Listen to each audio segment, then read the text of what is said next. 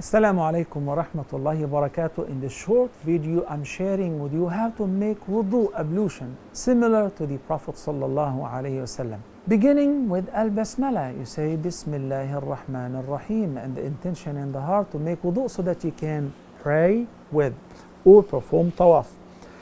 You begin with washing the hands. Anything we do, the sunnah is to do it 3 times: washing the hands, washing the arms, washing the face, except for wiping over the hair. It's only once.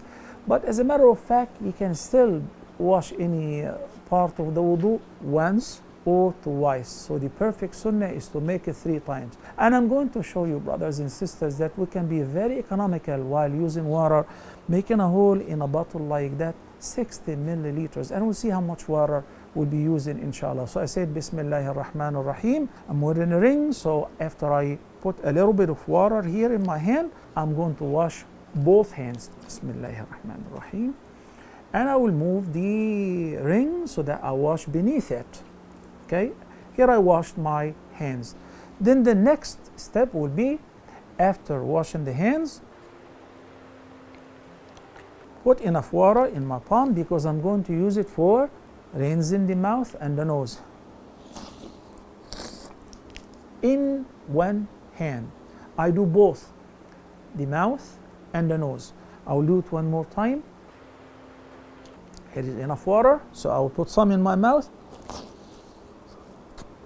and the rest I will use it to rinse my nose as well. Then I will spit it out. Then I will take some water in my palm and wash my face. How? From top to bottom and both sides. If you have a beard like myself, use your fingers to go through the hair. How many times? You say 3 times. But I can make them only 2 or even 1, based on how much water you have, and if you're in a hurry, all of that is permissible. But the perfect sunnah is to make it 3 times. I'm gonna make it one more time. Here is water. Then, all right, and then washing the arms up to the elbows, and I'm going to go a little bit above the elbows because the Prophet sallallahu alaihi wasallam recommended that. We should begin with the right hand first. Bismillah.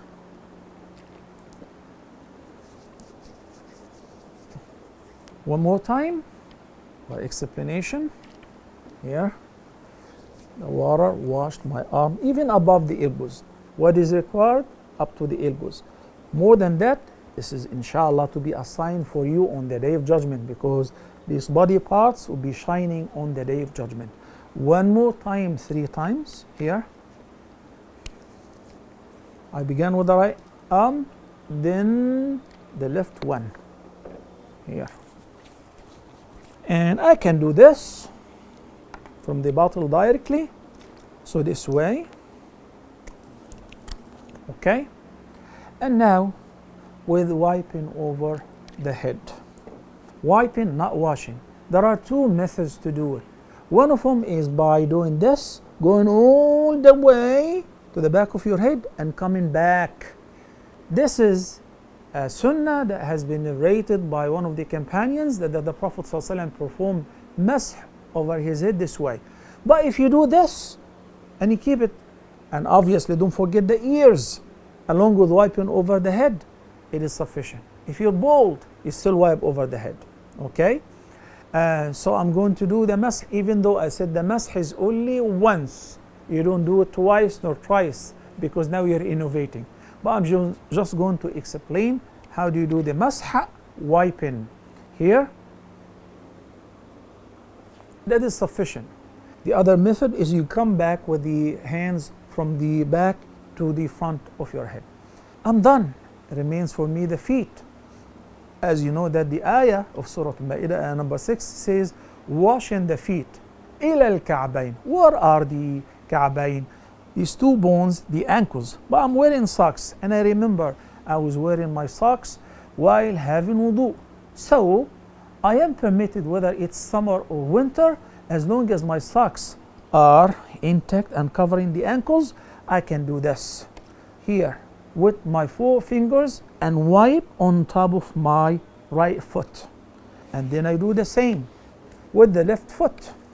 4 fingers and wipe over or on top of my left foot. By that, I finished making wudu while wiping over my socks.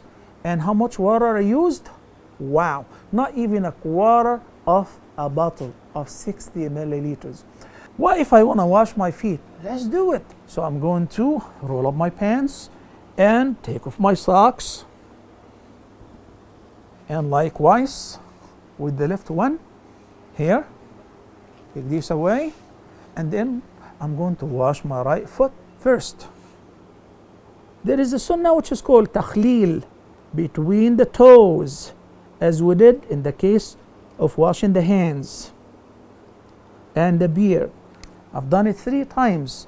If you go a little over the or above the ankles, it's even better. Okay? And now, with the left foot, again, you wash between the toes. That's called takhleel. I've done it twice, and now 3 times. I finished making wudu. And then, look how much water I used, including washing the feet. And I was very generous. I washed 3 times. Then after I finished my wudu, there is a beautiful supplication, and it comes with a huge reward. The supplication is to say, أشهد أن لا إله إلا الله وحده لا شريك له وأشهد أن محمدا عبده ورسوله. If you say that by itself, according to the sound hadith, the Prophet ﷺ said, the 8 gates of heaven will be open wide for you to enter Al-Jannah from whichever gate you desire. There is also an extension to the supplication. So you say, أشهد أن لا إله إلا الله وحده لا شريك له وأشهد أن محمدا عبده ورسوله اللهم اجعلني من التوابين واجعلني من المتطهرين. Oh Allah, make me among those who frequently repent and those who frequently purify themselves. In Surah Al-Baqarah, Allah says, إن الله يحب التوابين ويحب المتطهرين. Allah loves those who frequently repent and frequently purify themselves. You also say, سبحانك اللهم وبحمدك أشهد أن لا إله إلا أنت أستغفرك وأتوب إليك. Wudu is such a beautiful act of worship, not necessarily because you're ready to pray, but if you can keep wudu all the time, you'll be like Bilal ibn Rabah, may Allah be pleased with him, whom the Prophet ﷺ said, Ya Bilal, I could hear your footsteps in paradise. Tell me which deed that you hope it will admit you to paradise most. He said, Ya Rasulullah, every time I lose wudu, I just make wudu. Then I pray 2 rak'ahs, which are known as Sunnatul Wudu. May Allah the Almighty make us among at-tawwabina wal-mutatahhirin. Wassalamu alaikum wa rahmatullahi wa barakatuh.